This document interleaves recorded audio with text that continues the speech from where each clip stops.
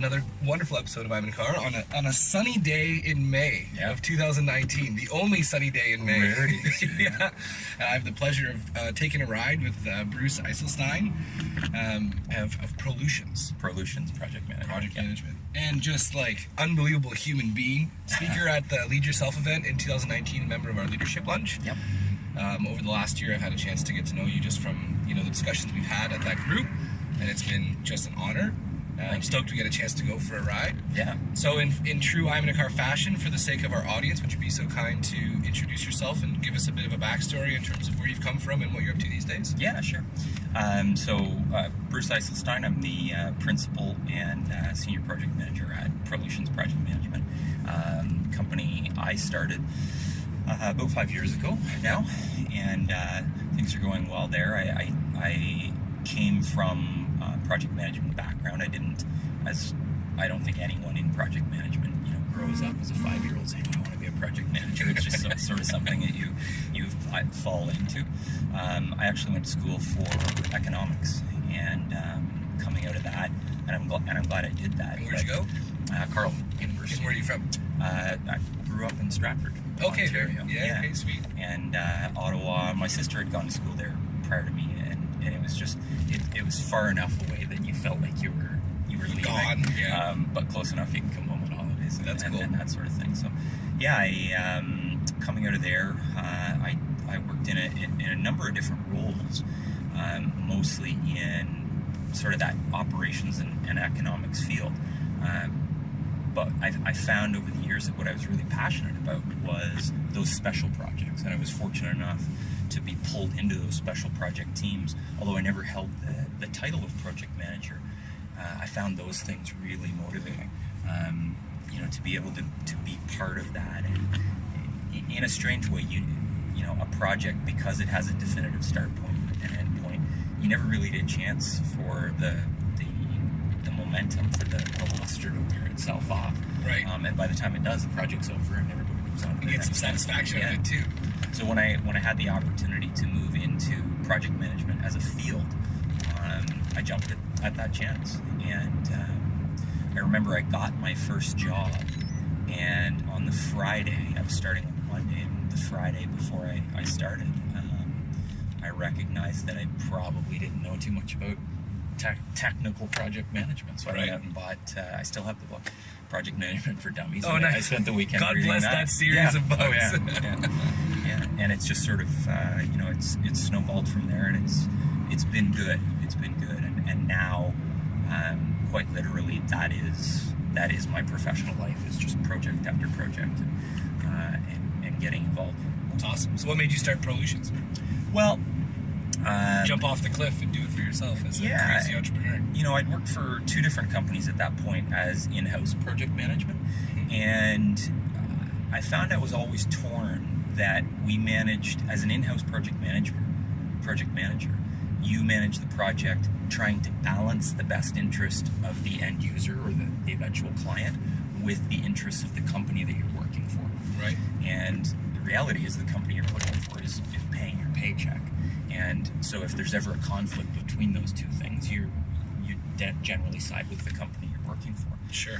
And I was on a project, it's going to be 6 or 7 years ago now, that I was up in Ottawa, I was sitting having lunch with a client, and he was asking me a number of questions, and I was giving him the answers that I needed to give, and we'd gotten to know each other pretty well. And he said, off the record here, I want to know, if you weren't working for the company I was working for at the time, and you were an independent project manager, would you be giving me these same answers? And I nodded my head. That's an interesting question. Yeah, and I nodded my head and said yes. And we knew each other pretty well, so he said, bull. And called you on it. Yeah, and I said, okay, no. Here's the answers that we would give. And he was the one who planted the seed. He said, do you have any idea, as a client, how valuable that is to me? Right. That's cool. And it was up in Ottawa, as like I said. Honesty. Yeah, that honesty and somebody really representing my in needs. their corner. Yeah. And that was what planted the seed. So on my way home from Ottawa, the wheels started churning, and I spent the next year to 2 years building a business case, trying to figure out ways that I could break that business case, and I just never did. So the company, year and a half later or so, the company that I was working for, I was on my way to a meeting with the owner of the company, and I thought, well, this is a good time to tell him. And I said, I'm going to be leaving. No rush, I'm happy to stay on. And at that point, I was running their project management office. Right. And I said, happy to stay on and help identify someone to backfill my role and train them on that role. Which is gracious, because so few people do that. Sure. Yeah, and he treated me well, and I continue to have a great working relationship with him, and I wanted to maintain that. And without batting an eye, he said, well, what if instead of backfilling your role, what if we just hired you as a consultant? So I literally... You got your first client. Yeah, I literally went for my first client, and the goal was always to gradually minimize, you don't know, my first day where the company was up and running, I had one very large egg in one basket. Right. And it was always to change that, and it gradually has, but they continue to be a periodic client and a good client. That's a great story too, and I think it's a lot of value just in the idea of like maintaining great relationships. You never know what opportunity is going to happen. Yeah, for sure. And I mean, it must have been a little bit of like, maybe not anxiety, but some nerves around telling this person that's been so good that you're like, hey, I'm going to leave, and then to have them just flip around and say, hey, well, why don't we just hire you on as a consultant? That's great. I think whether it's professionally or personally, and I'm sure everybody's experienced this, it was a good lesson for me, and you hit the nail on the head. There was a lot of anxiety leading up to that. Yeah, sure. It's a big conversation. Big part of that whole business case, that year and a half plus or minus of thinking about how this was going to work was, how am I going to tell this person who's a pseudo father figure and has treated me well and really helped me build my career thus far? Yeah, how am I going to tell him? We're breaking up, that sort of thing. Yeah. And I think something I took away from that is a lot of times the things that we think, the conversations we think are going to be really hard, a really big deal, if you just get to them early, they're not. And in project management, that's big. I can't tell you the number of times that we've told a client bad news, but we were upfront and honest with them about it and told them in a very timely way. Right. And it really minimizes the impact for them. The counterpoint to that is I've had cases where we've told clients great news, but it's been delayed or we just didn't communicate it in the right way. And it really undermined the power of this wonderful news we were going to give them. They were, in some cases, disappointed. Right. Yeah, you never know until you do it, right? I love it too, because it's happened with our team so many times where team members will have anxiety, and I used to be, for me, I like to hit things pretty straight and narrow now, but it's always, you always think it's going to be worse than it ends up being, which is cool. So, entrepreneurial journey, what this thing is all about, I'm in a Car is all about learning from entrepreneurs so you can grow your business faster with less scar tissue. So, you have a bit of a leadership of self story too. And at our Leader Self event, I thought you did a really great job in bringing it down. And when you showed the picture of yourself, I giggled because I was like, that's not even you. Yeah. And so I didn't have context to the whole story. I mean, I had some idea that you talked about it before, but can you just break down what that journey was like and what the situation was in and how you ended up tackling it? Yeah, so Cole's Notes version of it. When I turned 30 years old, I was, clinically speaking, morbidly obese. I was over 300 pounds. I still can't fathom you at over 300 pounds. Yeah, and the picture that I showed at the Lead Yourself event, that's the shock value, right? That's the hook that everybody, it really grabs people's attention. Oh, it got me big time. Yeah, and 300, and I'm only 5'10", so it's hard to carry 300 pounds at 5'10". Gracefully? Yeah. Sure. So I was a big boy, and I was very fortunate that I hadn't run into any major health-related implications of that.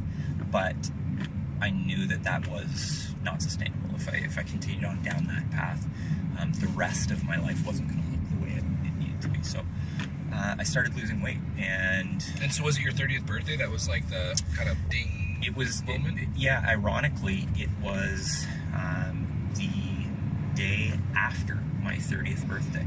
So I'm a December 30th baby, and it was the morning of the 31st of December, and I'd actually played hockey on the night of the 30th, and I recognized that in the dressing room I was having to sit up while tying my skates so that I could take a breath, because I wasn't able to bend over and tie my skates and breathe at the same time. Right.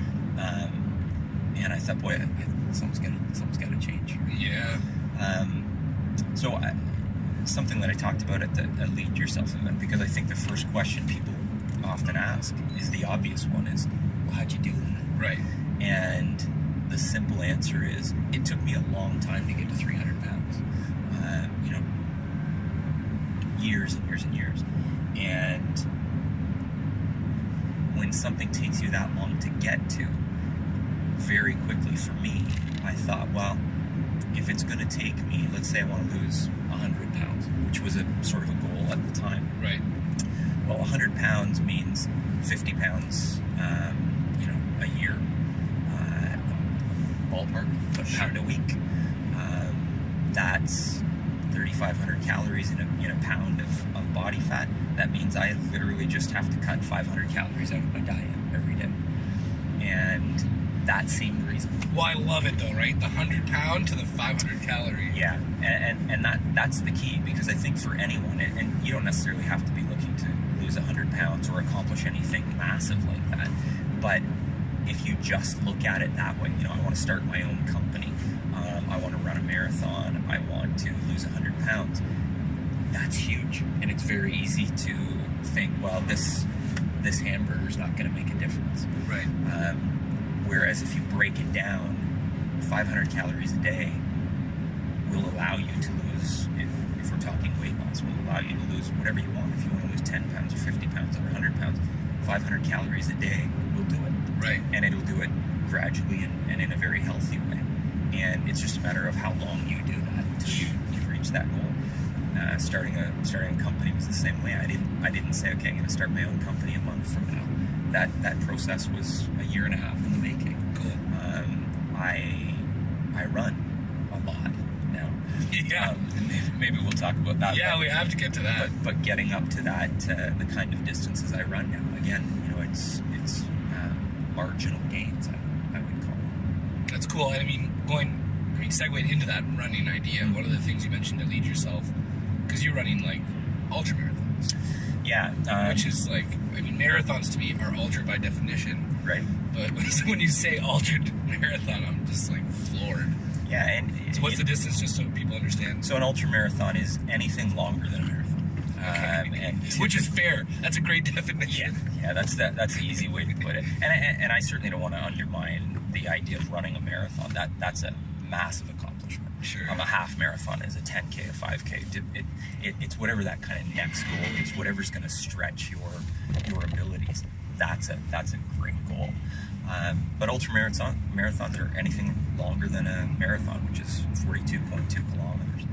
Typically, that would be a sort of a logical first step for people who, for some reason, wake up and think, yeah, marathon's just not quite long enough for me now. Yeah, for whatever crazy person wakes up and thinks that. Yeah. 50K would be the sort of the next logical step. But then you get into 50 milers or 80K, right. 100K, and now there's 100 milers, 200 milers, and I've never done 100 miles or 200 miles, but it's you have to look at the world differently just to think that's a logical decision. Yeah, and what I love, I'd love for you to break down, but what I loved what you said at the Lead Yourself event was this idea of like, if anybody thinks that running 50 kilometers feels good, you're sadly mistaken. Yeah. And if I'm thinking at the 1 hour mark, it's going to take me X amount of time to finish, I'm kind of going to hoop myself. Yeah. And so you got to think about it differently. And I love that idea, because mindset drives, from my perspective, success. Right. And so can you just kind of tell us about that idea? Yeah, so just to reiterate, one of the things I did say at the Lead Yourself event is, because I often get that, people will say to me, oh, I'd love to run that far, but it's just too hard. It must be so easy for you, and it's not. And anyone who thinks that even running a marathon is easy for me now, it's not. And if you're running 50 or 80 or or anything long like that. Probably at the same time that the person who's running a half marathon right now, at the exact same point in the race, my body hurts. My mind starts to doubt. And what ultramarathoning is about is simply overcoming those mental hurdles, because your body is physically capable of doing way more than you think it is. I love that. I was just in Atlanta, and the owner of the Atlanta Hawks was speaking. And so he found out about this guy who broke the Guinness Book of World Records for the most chin-ups in a day. He did over 1,400 chin-ups in a day. David Goggins. I guess so. Yeah. So he finds out about this guy, asks him to take him to lunch. He lives in New York at the time, or something like that, in the East Coast. And he goes out, talks to him. First 5 minutes of lunch, he's like, there's no way I'm going to learn from this guy what he's done in a lifetime in an hour of lunch. Right. So he just blurbs out, you want to come live with me for 30 days? Okay, yeah. Calls his wife. She's like, how'd the interview go? He's like, it's great. He's like, come live with us. She's like, what? And so 3 days later, he's at their door on Friday. Right. Comes in, just this Jack Navy SEAL, tough guy dude. And he says, in the first 50 minutes, let's go to the gym and see how strong you are. Right. So they go to the gym, and he's like, okay, do as many chin-ups as you can. The guy makes some jokes anyway. Long story short, he does 3 chin-ups. Okay. He's like, great, 97 more, and then we'll leave. Right. And he's like, that's impossible. I can't do 100 chin-ups. He's like, you know what your problem is? You have self-limiting beliefs. Yeah. The brain is designed to make it so that you feel like you're done at 40% of what you're capable of. That's right. Yeah. So do 100 chin-ups, and then we'll leave, and 2 hours later they left.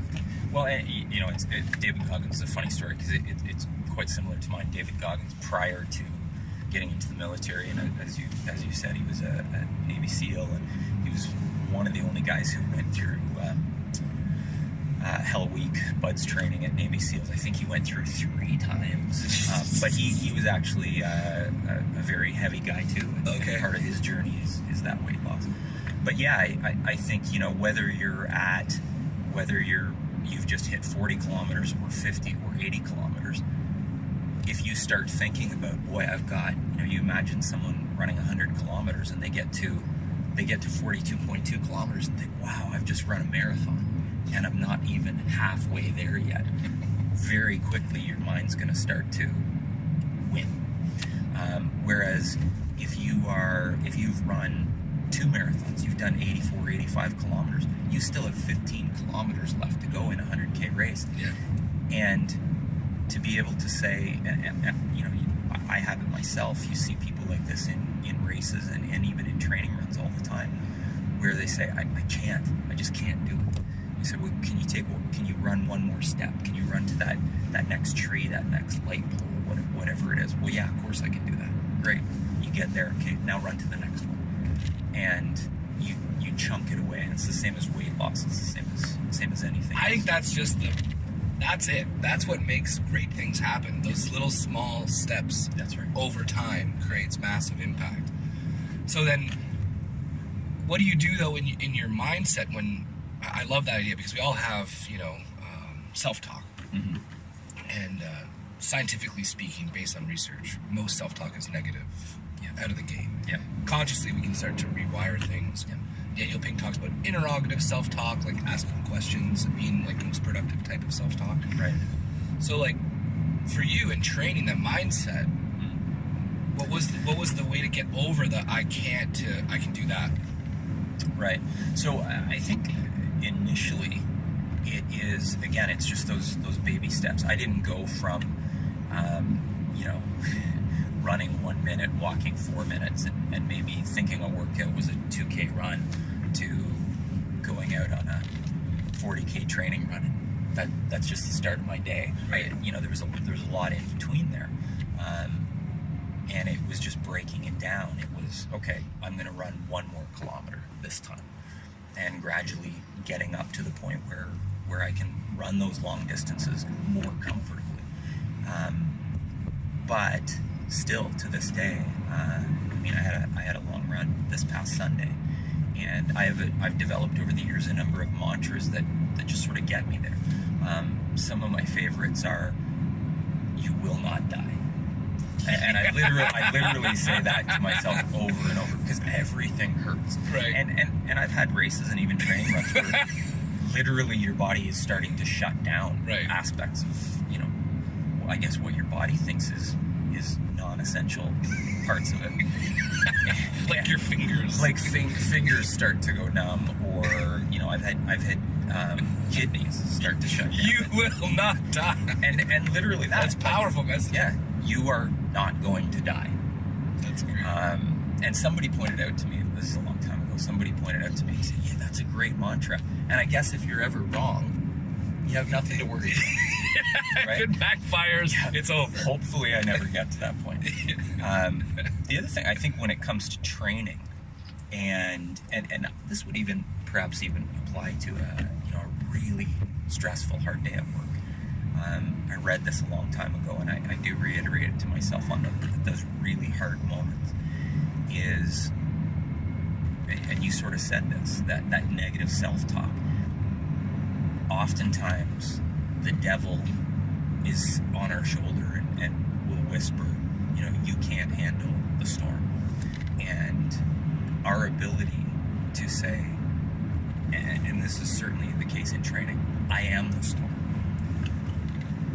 That, for me, that mantra gives me such power over that negative self-talk. And I think it's just literally replacing that negative self-talk with positive. Is my ankles hurt, my knees hurt, my legs hurt. Okay, so focus on my knee drive, focus on leaning forward, relax my face, relax my shoulders.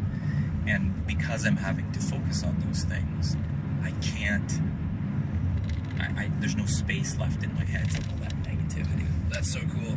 I read a book once, and this is where that sort of comes from. I read a book once called What the Buddha Never Taught. And it was about a North American who moved to Thailand from memory and became a Buddhist monk. And one of the things that, a real lesson that he had was, you can imagine in the Thai jungle, the mosquitoes. And as a devout Buddhist monk, you can't do that. Right. And he said there were times where I was literally covered in mosquitoes that were biting me. And the way I could deal with it was I would focus on just one.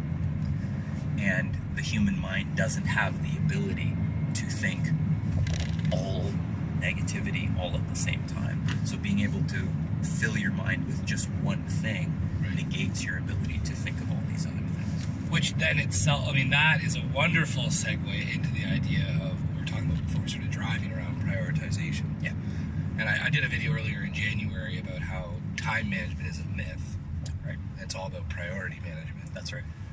And I think for entrepreneurs, there's a really neat concept that I think you kind of touch on really well and articulate well. To start a business, it's almost like you got to say yes to everything. Yeah. You got to go to those networking events. You got to say yes to that client who you have no idea how to help, but you say you can do it. You're like, yeah, of course I can do that. And then you figure it out as you go. You build the plane on the way down, jumping off the cliff kind of idea. That's right. But then as things become more settled and you start to, get out of that just doing everything phase, no becomes the real secret to success. Yeah.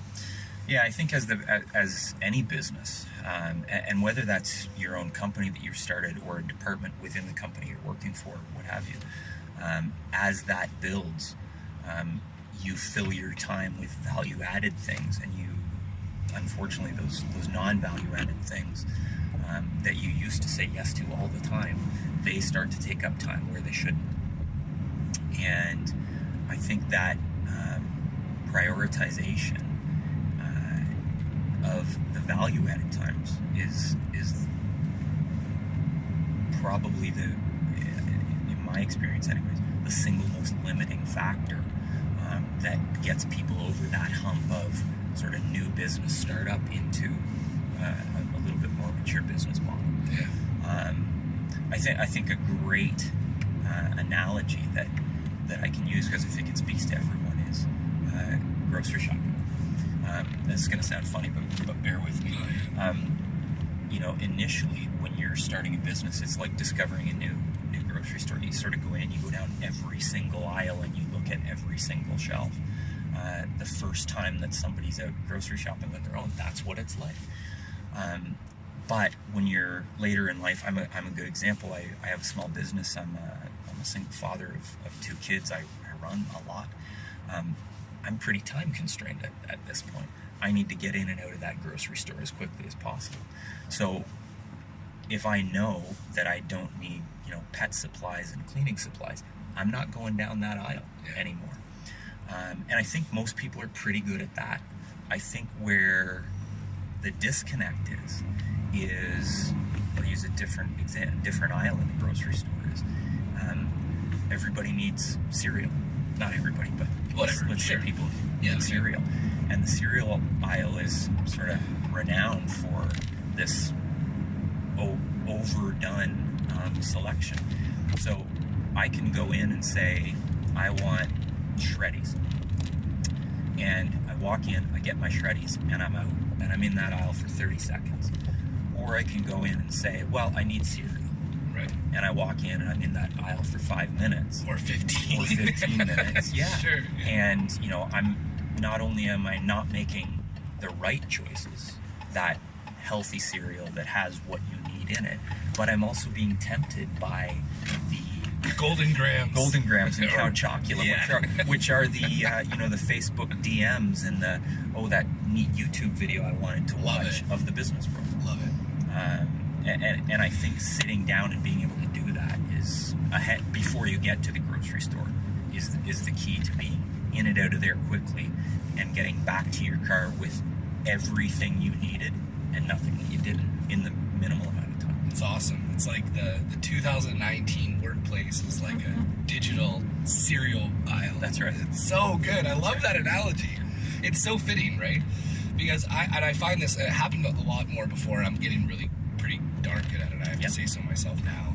But I would go to a conference or read a book or whatever, and I'd be like, I'm going to do this thing at this time. Right. And my strategic, rational, reasonable self would plan and say, that's a really good idea. Yeah. And then somebody would want to book a meeting, a lunch meeting, or whatever, or that time would come on my calendar to do that thing, but got emails, or somebody's knocking on my door, and I'm like, you know what?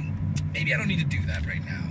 And I ignore my strategic past self because my irrational, emotional self doesn't want to necessarily do the work right now. That's right.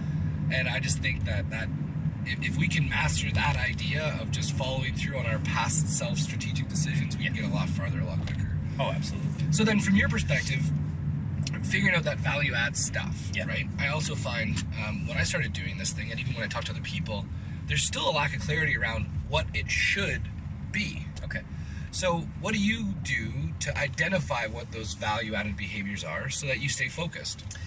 Well, I have a fairly, and I talked about this at the Lead Yourself event, but I have a fairly structured routine in terms of my priority planning and by extension productivity planning. I sit down every Sunday night. I have a book. The book works for me. It's not necessarily the solution for everybody, but I have what is it called specifically? You can get it on Amazon, right? Yeah, you can get it on Amazon.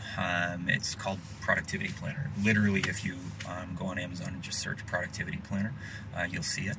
And it allows me weekly planning and then breaks that down by day. So I sit down on a Sunday night. I spend, quite honestly, 5 or 10 minutes max. What are the things that I have to accomplish this week? If I don't do these things, there's negative implications, either personal or professional. And those are sort of big things. They're chunked into things that I may need to chunk them down into smaller packages throughout the week. But they are things that I can realistically get accomplished this week in the time that I have, taking a look at my calendar and allowing for meetings. And so like what's the 1 pound this week, and then what's the 500 calories every day? That's right. That's cool. And then every night I sit down and constantly referring back to that week of priorities, I sit down and I say, okay, what is my number one thing I have to get done tomorrow? And then I've got 2 secondary things and 2 more tertiary things. So 5 total if I've got time for that. And from when I wake up in the morning, I have a fairly set routine of, coming down, I have my coffee. I personally meditate for 10 minutes each morning. And then I take that productivity planner, and that's what I do. I don't look at my emails. I don't check my Instagram feed or anything like that until I've got that one thing done and it's checked off. And there's a real sense, and I think everybody has that, there's a real sense of satisfaction when something that is that important, you've personally identified as being that important, is done for the day. It can be 5 minutes after 9, and my day is a success. That's huge. And that, now I can just build on that. And it's all about doing doing first things first, right? That's right. It was really interesting. So there's this book called The One Thing. Yep. It's by the founder of Keller Williams. Yeah. And in it, he tells a story about Stephen King and how he writes for 4 hours every day before he starts doing anything else. Right. And it was during a talk that he was telling the story for when he was talking to an audience. And somebody from the audience said, well, it's Stephen King. Of course he can do that. And then the guy replied, well, is he Stephen King? Of course he can do that. Or is he Stephen King because he did that? Yeah. I just think there's so much power in what you just said. Yeah. That's no, and that hits the nail on the head. Is Stephen King could not be Stephen King anymore if he all of a sudden decided, I'm not going to do that. I'm not going to do that anymore. I'm going to check Facebook every morning. Right? Most productive thing I can do. Check Facebook. Facebook for sure. That's great. So yeah. Awesome, man. So one thing you tell yourself today, or way back when you say you graduated, that you know now that you wish you'd known then? Wow, that's a great question. I'm going to right back to what we were just talking about, is that spending 5 minutes, for me it works at night, and the reason it works for me at night is because, and we didn't really talk about this today, but I know you and I have talked about it, and we've talked about it in the leadership lunches. I'm a big believer in prioritizing the quality of my sleep, and me sitting down for 5 minutes at night and outlining what my priorities are going to be for the following day is just one less thing on my mind, and it helps me fall asleep. Cool. And get a better quality sleep. So it's that 5 minutes at night trying to figure out what is the most important thing that I can do, either for myself or my business or the people who rely on me tomorrow to help make tomorrow a successful day. Awesome. And I think anybody can do that. It doesn't matter where you are in life, what you're trying to accomplish. Personally, professional, what you're trying to accomplish. Yeah. That one thing will make it better. Awesome, dude. Thanks for doing this. Appreciate it. Thank you very much. See you guys.